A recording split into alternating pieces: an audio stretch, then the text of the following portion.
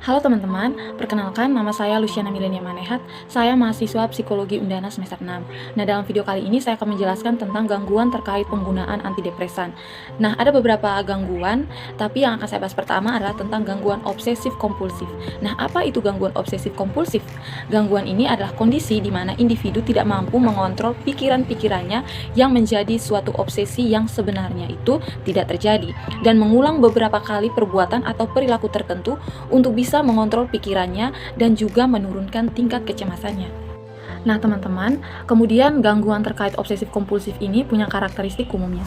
Yang pertama adalah menyukai keteraturan secara berlebihan, takut kotor, takut salah dan disalahkan, kemudian memiliki batasan mengenai seks, tidak dapat mengontrol perilaku dan pikirannya, tidak dapat mengatur waktu dengan baik, kemudian sering merasa tidak puas, sering mengalami masalah serius terkait pemikiran atau perilaku obsesif kompulsif yang dideritanya. Teman-teman, pada gangguan obsesif kompulsif ini, menurut karakteristik DSM-5, itu seorang individu bisa mengalami salah satu dari obsesif atau kompulsif, dan bisa juga individu mengalami keduanya, obsesif dan juga kompulsif. Nah, gangguan berikutnya adalah gangguan stres pasca trauma atau PTSD. Nah, PTSD atau Post Traumatic Stress Disorder adalah gangguan stres pasca trauma. Nah, gangguan mental yang muncul setelah seseorang mengalami atau menyaksikan peristiwa yang tidak menyenangkan. Nah, PTSD ini merupakan gangguan kecemasan yang membuat penderitanya itu teringat pada kejadian traumatis.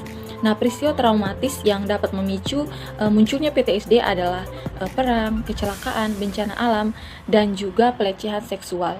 Nah, teman-teman, karakteristik umum dalam gangguan PTSD atau Post Traumatic Stress Disorder adalah yang pertama, ingatan pada peristiwa yang traumatis, kemudian kecenderungan untuk mengelak, lalu pemikiran dan perasaan yang negatif, dan yang terakhir adalah perubahan perilaku dan juga emosi.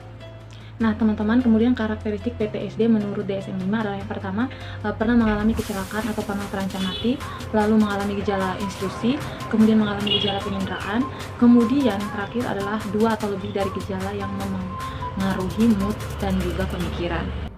Nah teman-teman, selanjutnya saya akan menjelaskan tentang gangguan kecemasan umum. Nah, gangguan kecemasan umum adalah sebuah gangguan yang muncul karena adanya rasa cemas dan khawatir yang berlebihan dan tidak dapat terkendali terhadap berbagai hal dan kondisi. Nah, kondisi ini juga dapat mengganggu aktivitas sehari-hari bagi para penderitanya. Adapun karakteristik umum pada gangguan kecemasan umum yaitu munculnya rasa cemas, gelisah, dan khawatir yang sangat berlebihan. Kemudian munculnya pikiran yang berlebihan tentang rencana dan juga solusi. Lalu yang ketiga ada mudah merasa tersinggung, gelisah, gugup, dan tersudutkan. Kemudian ada juga perasaan ragu-ragu, takut, dan sulit untuk mengambil suatu keputusan dan juga sulit untuk konsentrasi. Nah, kemudian yang terakhir adalah dapat menimbulkan gejala fisik.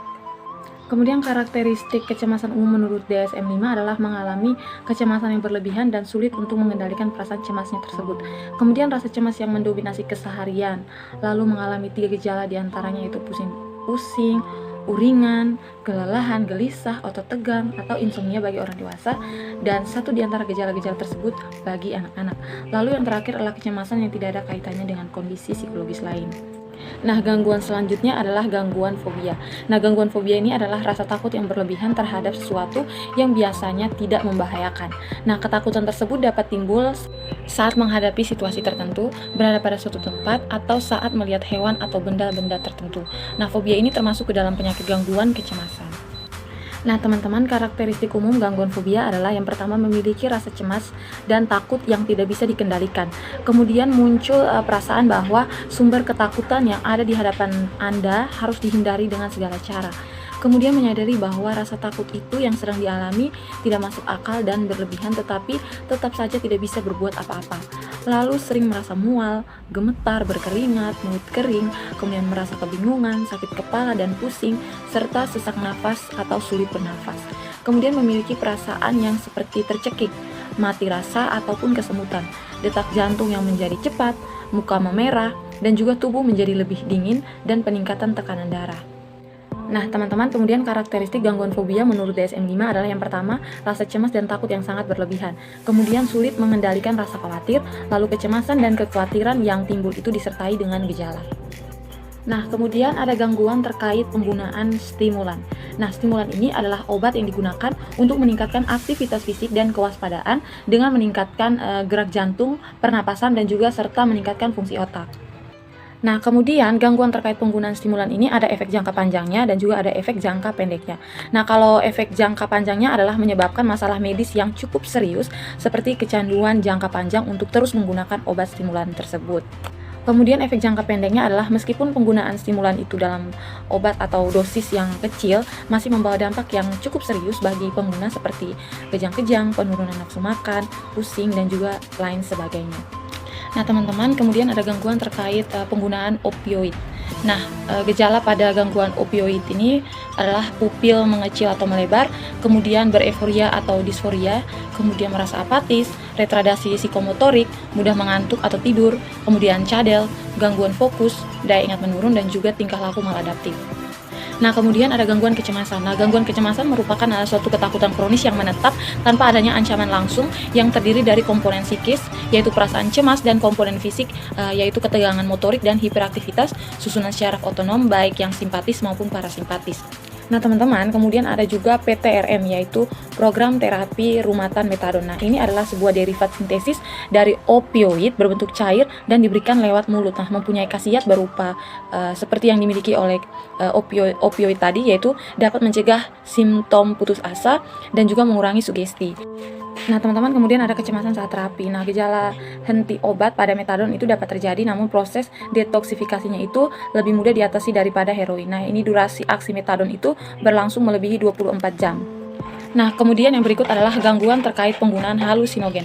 Nah, halusinogen ini adalah jenis nafsa yang dapat menimbulkan efek halusinasi yang dapat mengganggu persepsi panca indera dalam merespon rangsangan. Nah, teman-teman, kemudian pada penggunaan halusinogen akan ada dampak yaitu pada gangguan mental dan juga perilaku, yaitu kompulsif. Nah, kompulsif ini adalah kesulitan dalam mengendalikan perilaku tertentu. Kemudian keadaan putus asa secara biologis, lalu mengabaikan rasa senang atau minat lain, dan mengabaikan akibat-akibat penggunaan zat bagi kesehatan diri. Nah, teman-teman, selanjutnya adalah gangguan panik. Tentu kita semua pasti pernah merasakan yang namanya panik. Nah, di sini ada karakteristik umum dari gangguan panik, yaitu jantung berdebar, kemudian nyeri di dada, sesak nafas, tremor, pusing, merasa dingin atau panas, dan juga derealisasi. Kemudian karakteristik gangguan panik menurut DSM-5 adalah serangan panik itu tidak dapat terduga secara berulang dan serangan panik setidaknya terjadi dalam sebulan diikuti dengan rasa khawatir dan perubahan perilaku. Nah, teman-teman, kemudian ada gangguan depresi. Pasti semua orang pernah mendengar apa sih depresi itu atau sudah pernah tahu pengertian dari depresi itu sendiri. Nah, jadi ada aspek psikologis dan juga aspek fisik pada gangguan depresi. Nah, aspek psikologisnya itu adalah individu selalu dihantui rasa bersalah, merasa rendah diri, putus asa, tidak berharga, merasa cemas dan khawatir, sensitif, sulit berkonsentrasi, apatis, dan juga punya motivasi untuk melakukan self-harm. Kemudian ada aspek fisik. Nah, aspek fisik ini adalah selalu merasa lelah, menurunnya nafsu makan, insomnia, suka mual, pusing, atau rasa nyeri yang tidak jelas, bicara atau gerak tubuh yang lambat, dan tidak ada gairah seksual, dan berat badan juga turun secara drastis. Kemudian menurut DSM-5, depresi itu adalah mempunyai kriteria di F322, yaitu waham, halusinasi, atau stupor depresi. Nah, kemudian ada penyebab dan juga dampaknya. Di sini saya akan menjelaskan terlebih dahulu tentang penyebabnya.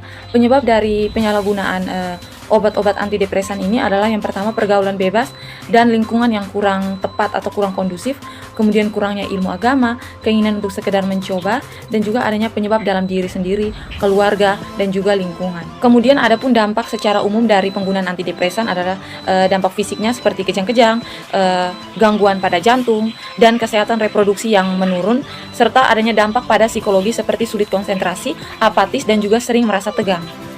Nah, lalu ada treatment atau tahap-tahap untuk mengatasi ketergantungan penggunaan obat antidepresan. Itu ada 3 cara. Yang pertama itu rehabilitasi medis. Nah, tindakan medis ini meliputi 2 hal, yaitu terapi medis dan juga rehabilitasi medis. Kemudian ada rehabilitasi sosial, yaitu dimaksudkan agar pasien ini dapat kembali adaptif bersosialisasi dalam lingkungan sosialnya, yaitu di rumah, di sekolah, kampus, dan di tempat kerja. Kemudian rehabilitasi sosial ini merupakan persiapan untuk kembali ke masyarakat atau re-entry program.